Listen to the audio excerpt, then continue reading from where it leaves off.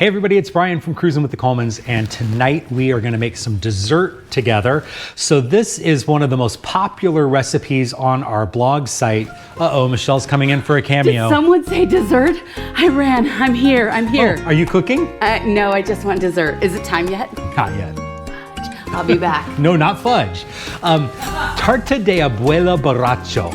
So Tarta de Abuela is a really popular cake, and it just means grandmother's cake. And we've seen it all over Spain. And actually, I've seen recipes here in the United States too. It's a popular country dish, farm dish, even some Amish versions of it.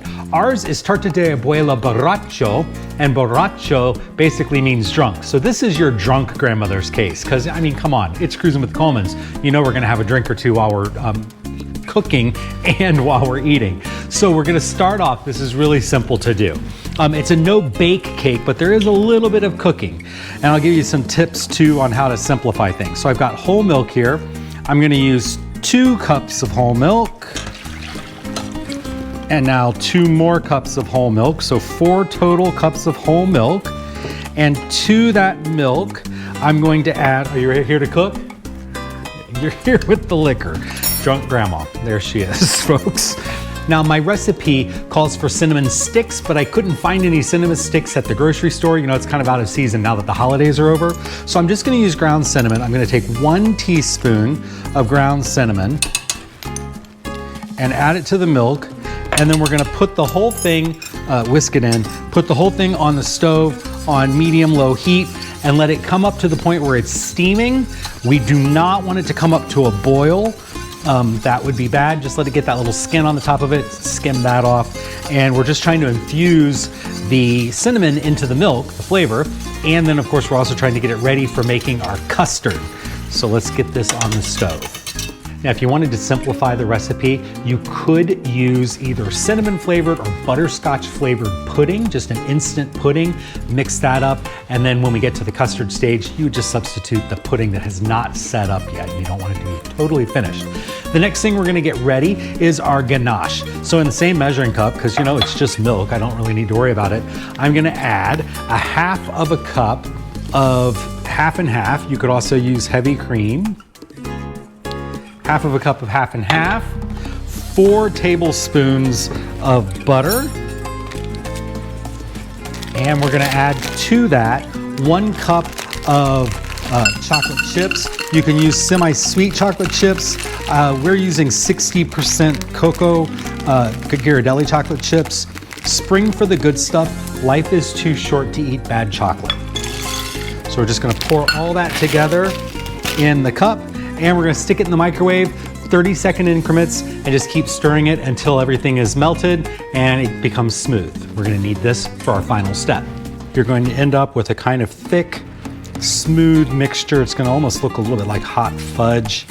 If we need to, if it starts to cool off too much, I could take it back into the microwave for 15 seconds. But I want something that's gonna be kind of pourable and delicious. So we're just gonna set that aside. We'll be ready to use it in a few minutes.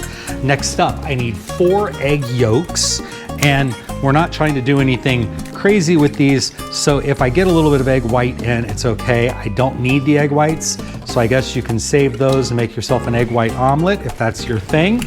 If you break your egg yolks while you're doing this, it really doesn't matter. I like to get that little white membrane off because it can be something that you end up with as a texture thing. So I like to try to get that off of the egg as much as possible. Now I'm gonna add to that 1/4 cup of cornstarch. And you know, Grandma never measures things exactly, so don't worry about being too precise here. And now I'm gonna add to this 1/2 cup of sugar. I like to use the raw sugar. That's what we tend to find when we're in Spain anyway. And you could also use confectioner sugar, which would be good. That's the other sugar that we often see, is that super fine. We're gonna just mix all this together, and we're gonna end up with a very, very thick paste that is gonna be the base of our custard here in the end. This is a great dessert because you can make it up a day, maybe even 2 days in advance because everything is cooked. Obviously it's gonna go in the refrigerator when it's done. But you can make it up a day or two before you need it. You definitely do not want to make it the day you're going to eat it unless you're doing it first thing in the morning, because it's going to need to set up in the refrigerator first, and that's going to take a couple of hours. I've got my egg yolk paste, I've got my ganache. Let's check on the milk.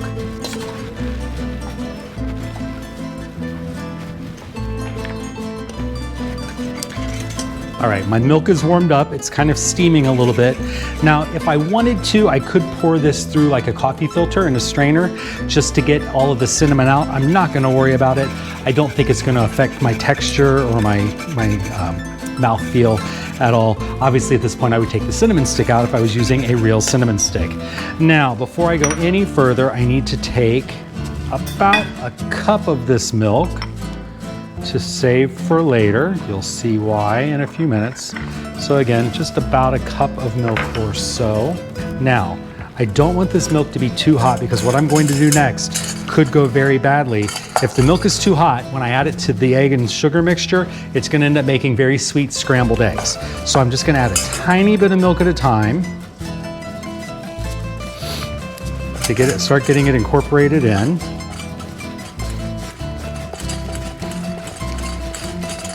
Until I get about half of the milk mixed in with the eggs.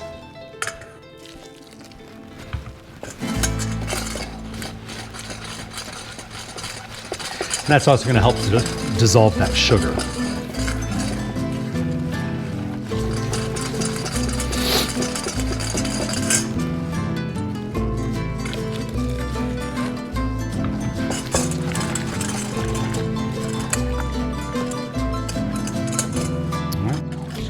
Whole thing into here.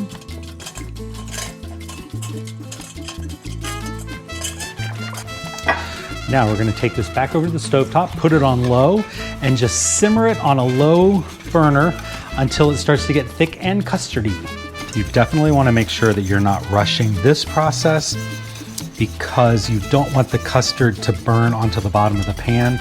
That would be another thing that would cause you to have to just throw it out and start over, because if it scorches, it's going to make everything taste scorched in the end. All right, I think I have my custard at a pretty good consistency. You want it to be really pretty thick, and you can see now it's staying on the spoon. So I'm going to take this over to start assembling the tarta. Okay, we are ready to assemble our tarta, but first we have to add the borracho. So the best liquid to use, the best alcohol to use would be a Orujo Tostada or an Orujo Crema, which is the authentic Spanish alcohol. You want something caramely, maybe a little bit sweet, a little bit toasty. I don't have either of those things on hand right now, so I'm using a caramel vodka. You could also use an amaretto. That would probably be pretty good. Possibly a caramel whiskey or like a vanilla flavored whiskey. You know, the one that comes in the little purple bag. I'm gonna use a half of a cup of the liquor and put it in there. And now stir it in. Make sure you do this off the heat, because you're not trying to cook the alcohol out. If you don't want to use it, don't use it. If you're serving this to the family and there's going to be kids eating it, then I wouldn't just leave out the alcohol. You don't have to put it in there.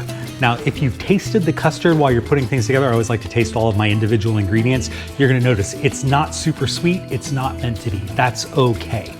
All right, the next step here, I need some cookies. Now, the recipe normally would call for shortbreads of some kind, but we cook gluten-free in our house. So I found some speculoos. They are a spicy, crispy cookie. They're kind of like a graham cracker, but they're cinnamon flavored. You could use ladyfingers. You could use shortbread cookies, anything like that.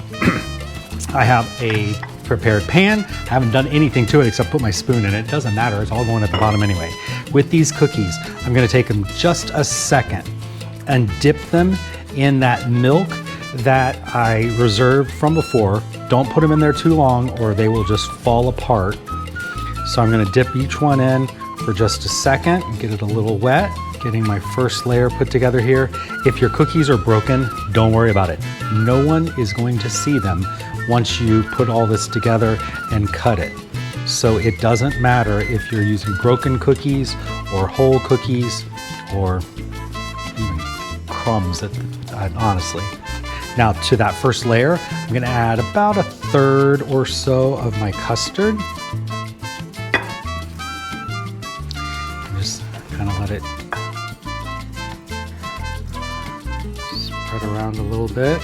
Now I'm going to add another layer of cookies. If the cookies overlap a little bit, that's okay too, not a big deal. Now I'm going to use about another third of my custard. Kind of giving a little shake just to get the air bubbles out. Now I'm going to add half of my ganache. Now my ganache is separated just a little bit, the butter is separating out. Now I'm just going to kind of drizzle this over.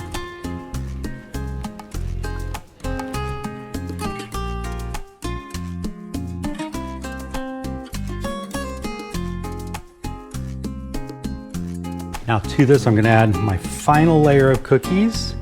Even with these, it's not going to matter if you're using broken ones because they're going to be hidden.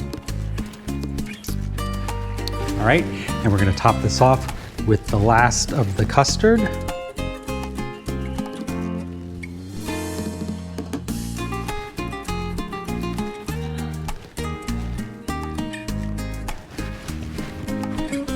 And now we're going to top it off with the last of our ganache.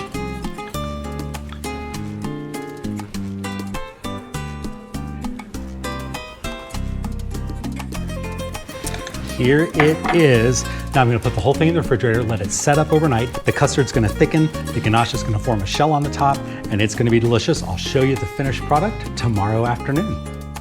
The Tarta de Abuela Borracho is all ready to go. The butter separated a little bit off the top of the ganache. It normally doesn't do that, but you know, oh well, it's butter. Who's gonna complain, right? It also set up really, really nicely, so the custard was plenty thick enough. We're gonna kind of dig in here. This recipe serves 8 to 10 people. That's gonna depend on what your servings are. You can see the cookies absorbed all of that milk and custard, and it is going to be delicious. Let us know in the comments below if you try it out and what you think, and the recipe is linked in the description, so make sure you check out our vlog.